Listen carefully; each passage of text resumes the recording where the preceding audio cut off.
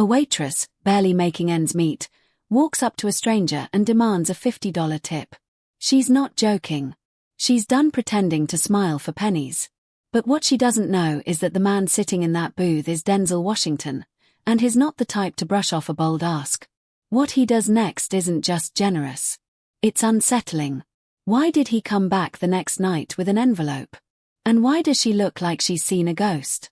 It was past midnight, and the diner had that stale, quiet emptiness that only happens in places open too long and visited too little. The flicker of a dying neon sign outside cast a dull red glow on the glass.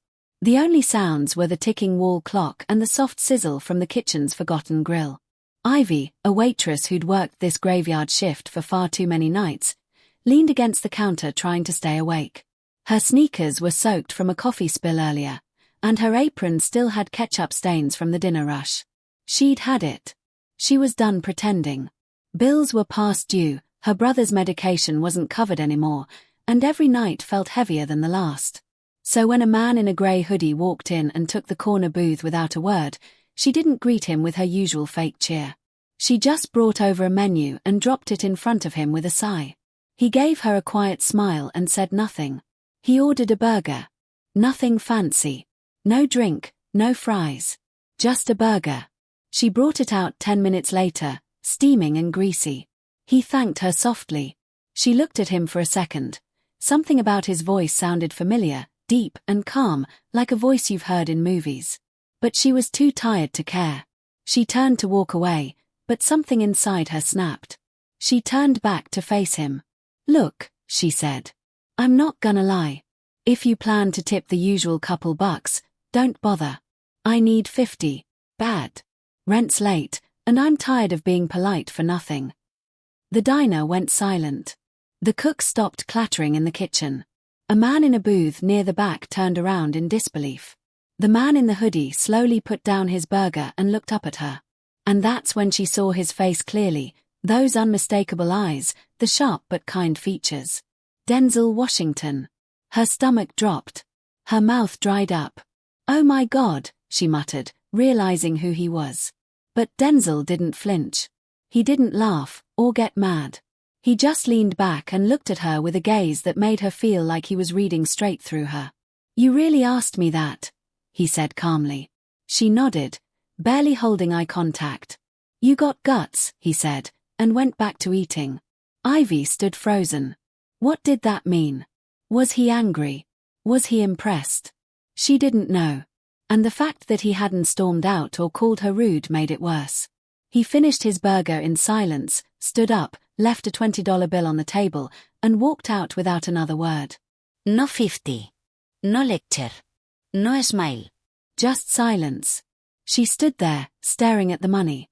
Not insulted. Not disappointed. Confused. Why hadn't he said more? Why hadn't he left more? Or less? Was this his message? She didn't sleep that night. She couldn't. She replayed the moment over and over, wondering if she'd just made the dumbest mistake of her life, or the boldest. But the next night, he came back. And this time, he wasn't alone. Ivy Hart hadn't planned on being a waitress forever. She was supposed to go to school for interior design, supposed to move out of her hometown by now, supposed to live a life where the biggest problem was what color to paint a bedroom. But life had a way of flipping dreams on their head without asking for permission. When her mother passed away suddenly, Ivy was only 21. Her younger brother, Jesse, who had been born with cerebral palsy, needed full-time care. Their father had already been long gone, disappearing when Jesse was a baby. So Ivy dropped everything, college applications, part-time jobs, a new boyfriend, and stepped into survival mode.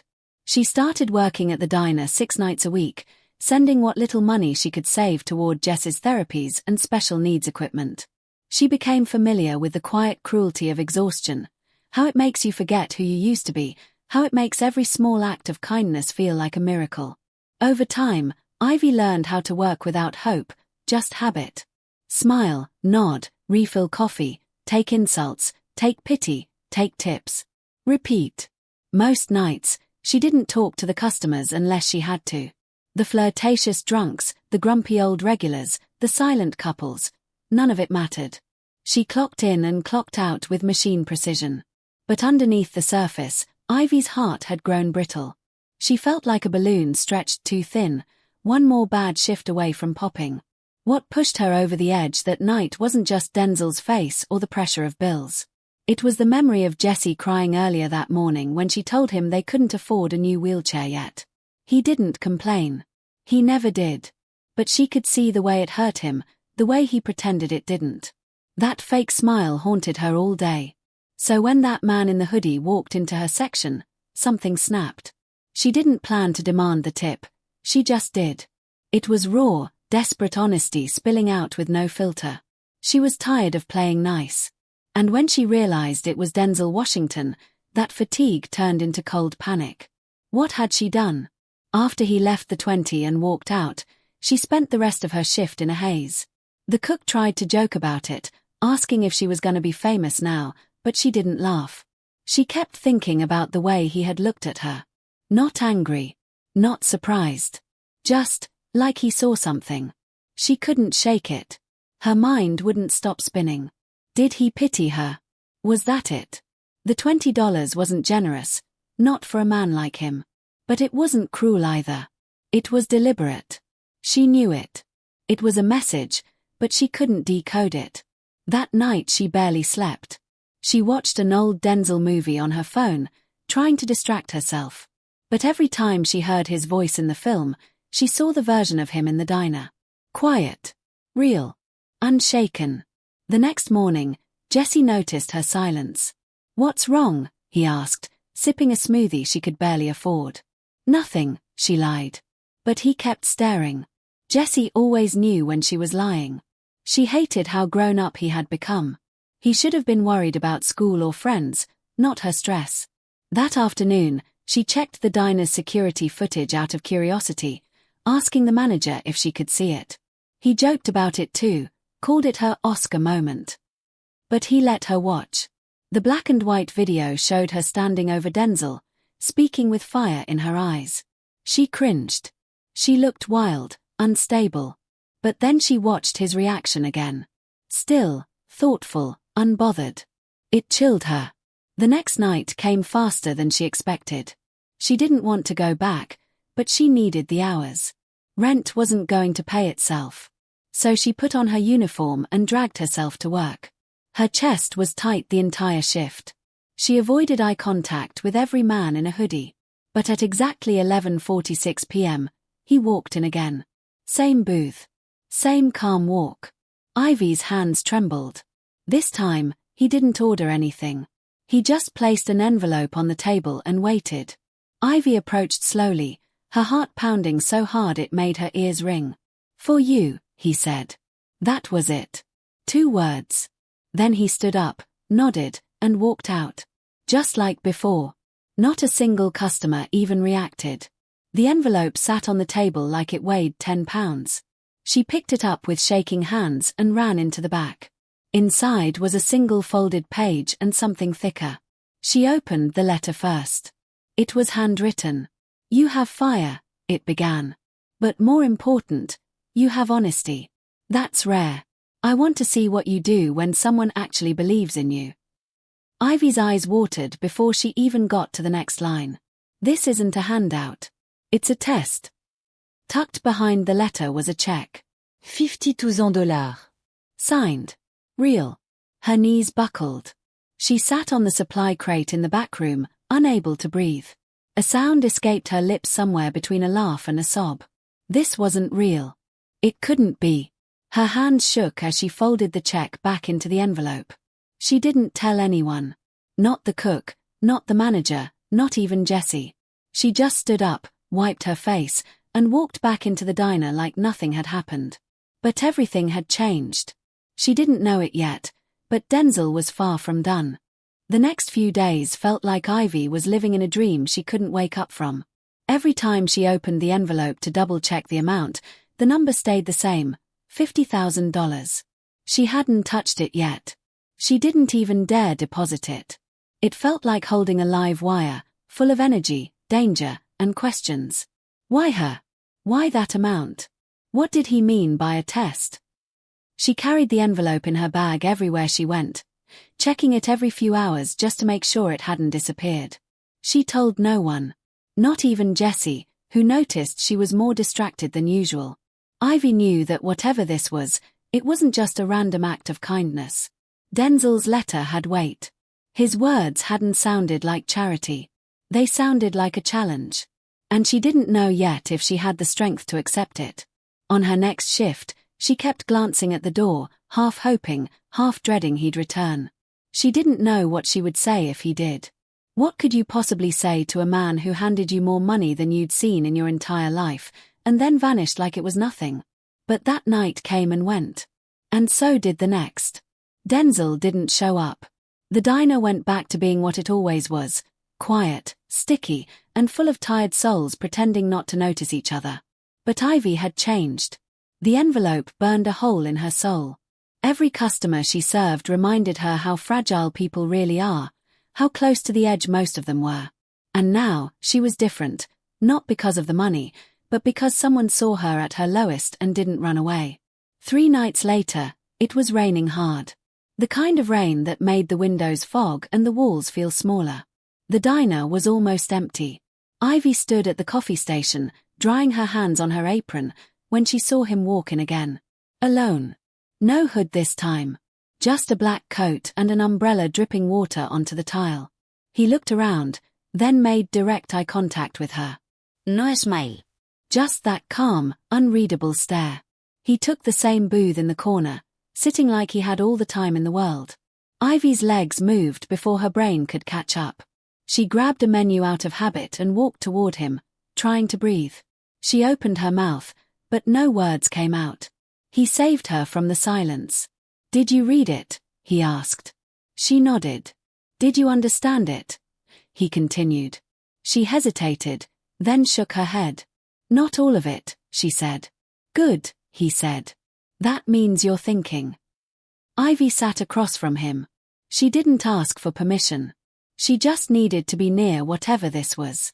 "Why me?" she asked, finally.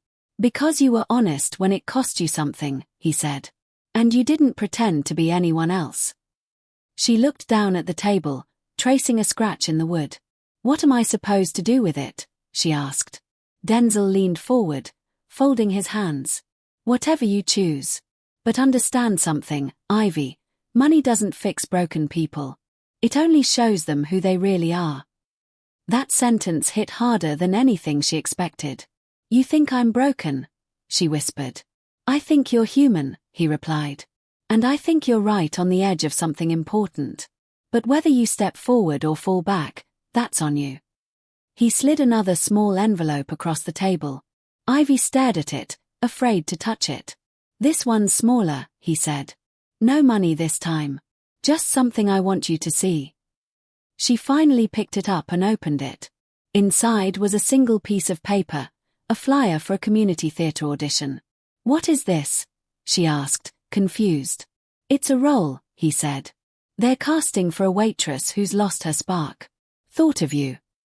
Ivy blinked, stunned. "You want me to act?" She laughed, a little too loudly. "I haven't been on a stage since high school."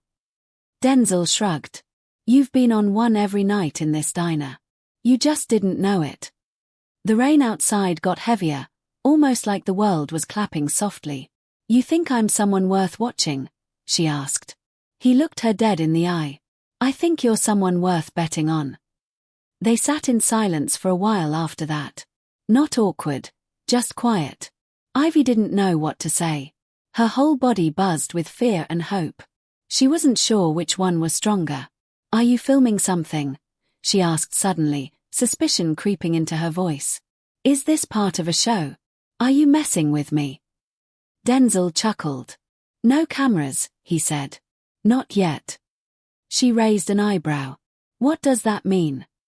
He stood up, tossed a few bills on the table, and looked at her one last time. "It means the story's just starting. Up to you how it ends." Then he walked out into the storm without looking back. Ivy sat in the booth for another 15 minutes, staring at the audition flyer like it was written in another language. Her fingers trembled as she folded it and placed it next to the envelope in her bag. Her phone buzzed. It was Jessie, texting to ask if she could pick up milk on the way home. Just like that, reality pulled her back in. But something had shifted. For the first time in years, Ivy didn't feel trapped. She felt chosen. And she didn't know what scared her more, that she might fail or that she might actually be good enough. Either way, the choice was hers now. And it all started with a burger, a bold ask, and the quiet power of a man who saw something in her no one else did. Ivy didn't go straight home after her shift.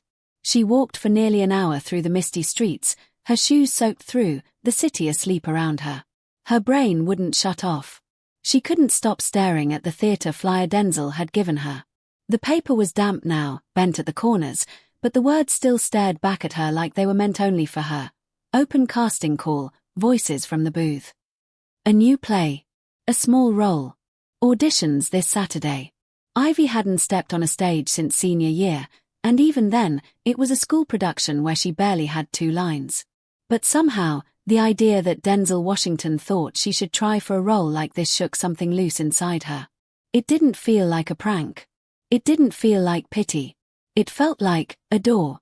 A weird, unexpected door opening in a hallway she didn't even know existed. And now she had to decide whether to walk through it. The next morning, she sat at the kitchen table while Jessie watched cartoons with the volume low. She had the envelope from Denzel in front of her, the check still inside, untouched. Her fingers hovered over her phone. She searched up the theater. It was real. The play was real. Even the director had a name she recognized from indie films. This wasn't a game. This was something big. But just as quickly as her heart leapt, doubt came crashing back in.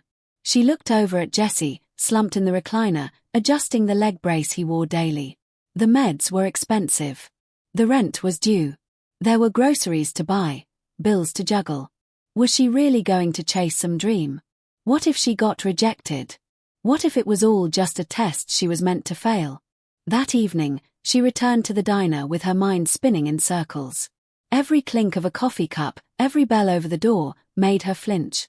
She half expected Denzel to walk in again with another envelope or another impossible task. But he didn't. Not that night. And not the next. Instead, something stranger happened. A man in a navy suit came in and asked for her by name. Ivy stared at him, confused. He didn't order anything. Just said he was there to deliver something. From Mr. Washington. Ivy took the small padded envelope he handed her with nervous hands.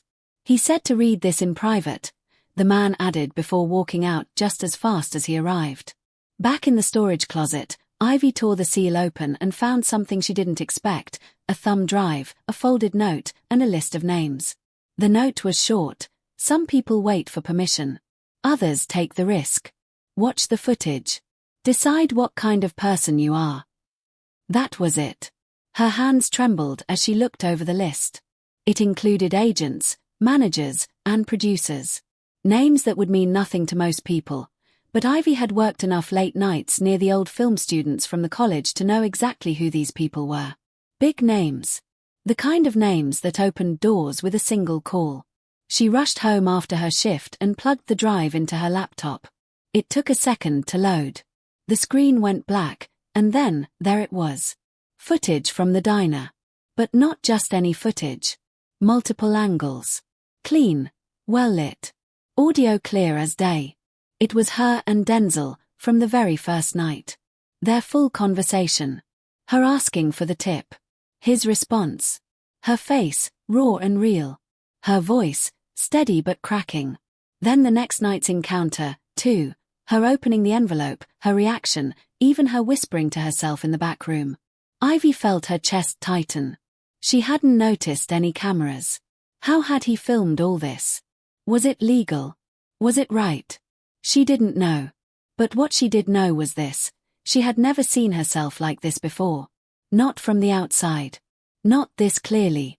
The footage ended with a shot of her, frozen, holding the check, tears in her eyes. And then a fade to black. Ivy sat there for 10 minutes in silence. The video was perfect. Painful, yes, but powerful. It wasn't just a recording. It was a story. Her story. And someone had captured it like it meant something. Her phone buzzed. Unknown number. She stared at it for a few seconds, then answered. A woman's voice on the other end said, "Hi Ivy, I'm one of the producers working with Mr. Washington on a development project. He said you might be ready to talk." Ivy's heart skipped. "Talk about what?" she asked. "About who you really are," the voice replied. "And what happens when people finally see you." The call lasted 20 minutes. The woman never promised anything. Just explained that Denzel had been quietly scouting for real stories from real people to develop into a docudrama. Ivy's footage was one of the finalists. But she needed to agree. Nothing would move forward without her say-so. Ivy hung up and stared at the wall. She thought about all the time she had begged the universe for a sign. For a way out. For someone to notice her. And now it was here. Not wrapped in a bow, not handed on a silver tray, but here, nonetheless. And it terrified her. She stayed up until 3 a.m. writing in an old notebook, listing the pros and cons. The cons filled 3 pages. The pros were just 2 words. Why not? Before she could talk herself out of it, she filled out the audition form for the play and clicked submit. The screen said application received. She exhaled like she hadn't in weeks. Maybe nothing would come of it. Maybe it was all too good to be true. But maybe, just maybe, someone had seen her. Really seen her. And maybe that was enough to start something new. By the time Saturday came, Ivy felt like she'd aged a year in a week. The past few days had been a whirlwind of decisions, second-guessing, and stolen moments where she questioned if she was even awake. She told Jesse she was going to check out a community event downtown and made sure he had food and his favorite movie queued up before she left. The audition wasn't far, just 3 bus stops away, but every bump in the road made her stomach twist tighter. The building itself didn't look like much, just a small brick theater tucked between a laundromat and an old record store, but the second she stepped inside, the air shifted. It smelled like wood, dust, and possibility. Ivy signed in with trembling hands and sat in the back row, clutching the printed script pages they'd given her. She tried to breathe. Tried to believe she belonged here. When they called her name, she walked to the center of the stage, heart hammering. The lights blinded her, but she could feel the quiet focus of the people behind the table. She cleared her throat, looked down at the first line, and read. It was shaky at first. Her voice cracked. But halfway through the second page, something clicked. The words stopped feeling like someone else's. They felt like hers. Like she was telling her own story, and suddenly, her nerves turned into fuel. When she finished, there was a moment of silence, longer than comfortable. Then one of the panelists, a thin woman with grey streaks in her hair and thick glasses, leaned forward. "Did you ever work in a diner?" she asked. Ivy's lips curled into a small smile. "Still do," she answered. The woman smiled back and nodded slowly. "Thank you, Ivy. We'll be in touch." That was all. No applause. No promises. Just a simple nod and dismissal. She left the theater with no idea how she'd done. But she felt lighter. Stronger. Like she'd peeled off something heavy that had been wrapped around her for too long. She stopped at a small cafe nearby and ordered a tea, letting the warmth calm her nerves. Just as she was about to take her first sip, her phone buzzed. Unknown number again. She hesitated, then picked up. "You killed it," the voice said without introduction. It was the same woman who'd called earlier in the week. "We watched it live. Not just the play. The whole thing. Your entrance, your pacing, the way you sat in the lobby pretending not to be terrified." Ivy froze. "What do you mean watched it?" There was a pause. Then the woman continued. "Ivy, Denzel's been filming a docu-series. Secretly. About everyday heroes. Real people. Your footage wasn't the only one. But yours hit different. Raw. Unfiltered. You passed the test." Ivy couldn't speak. She looked around, suddenly paranoid. "So all this was part of it?" she asked. "Even the envelope? The check?" The woman's voice softened.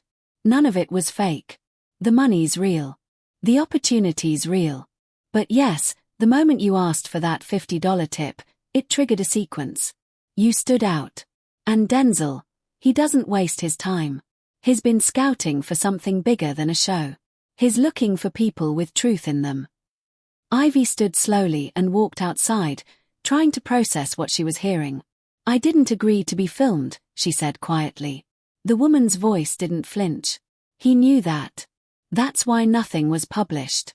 Nothing was shared without your approval. You were never exploited. You were observed. And now, you've been seen. Ivy hung up without another word. Her heart pounded. She didn't know whether to feel honored or violated. But more than anything, she felt exposed. She rushed home, barely remembering the walk. Jesse looked up from the couch when she entered, sensing something had shifted. How was the event? He asked. She nodded, barely managing a smile. It was unexpected.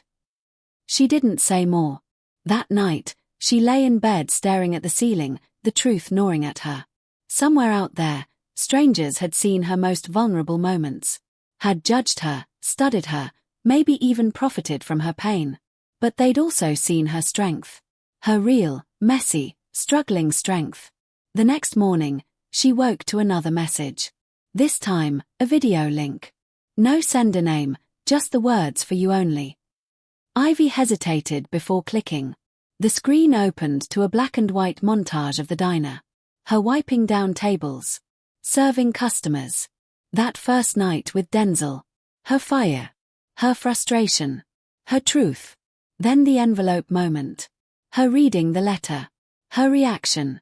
And finally, her audition, placed side by side with footage from the diner. The contrast was jarring. But powerful. And then came the final frame. She didn't ask for a spotlight. She just refused to stay in the dark. Tears spilled down her cheeks. It was the most beautiful, terrifying thing she'd ever seen. She didn't reply to the message. She didn't need to. She knew what it meant. Somewhere, people believed in her now. Not because she had begged them to, but because they had watched her and decided she mattered. The world hadn't handed her this moment. She'd torn it out of the silence with her own voice. That $50 tip request had been more than a cry for help. It had been a challenge to the universe. Do you see me? And now, the universe was answering back. The video didn't stay private for long. 2 days after Ivy received the anonymous link, it leaked. No one ever admitted who released it, but the footage landed on a popular video sharing site with the title Waitress asks Denzel for $50. You won't believe what he does next. It exploded. Within hours, views crossed the 100,000 mark. By morning, it hit over 1 million. People couldn't get enough. Comment sections filled with arguments, tears, praise, and cynicism. Some called Ivy brave, a fighter who refused to let pride stop her from speaking her truth. Others accused her of chasing clout, saying she planned the whole thing for attention. But most were just moved. Moved by her voice, her honesty, and the way Denzel never made her feel small. The way he listened. The way he answered not with judgment, but with a challenge. News outlets picked up the story. Talk shows debated it. Think pieces were written. Is this the future of storytelling? What happens when real people become inspiration without even knowing it? Ivy's face became a symbol. Her story became a viral lesson in standing up for yourself, even in the most unexpected way. But none of the noise outside could match the storm inside her. For the first time in her life, people were talking about her without asking her what she thought. The girl who had once walked through life invisible was now being seen by millions, and she wasn't sure if it was a gift or a trap. She quit the diner. Not in a flashy, movie-ending kind of way. She just didn't go back. She texted the manager a thank you and told him it was time for something else. He understood. Go chase it, he wrote back. Whatever it is. She didn't have a clear plan, but offers were already coming in. Interviews. Representation. A scholarship from a foundation that cited her as a catalyst for authentic public storytelling. But she stayed quiet. She turned most of them down. Ivy wasn't interested in being famous. She didn't want to be turned into a brand or a trend. She wanted something real, something lasting. So when she finally agreed to appear on a local morning show, it wasn't for money or clout. It was because they agreed to let her speak uninterrupted. No cue cards. No filters. Sitting under the studio lights, Ivy looked calm, but her hands were clenched in her lap. The host smiled and leaned in. "You went viral for something a lot of people wouldn't have had the courage to do," she said. "What made you ask Denzel Washington for $50 that night?" Ivy took a breath. "I wasn't trying to be brave," she said softly. "I was tired. I was broke. And for the first time in my life, I said exactly what I needed without sugarcoating it.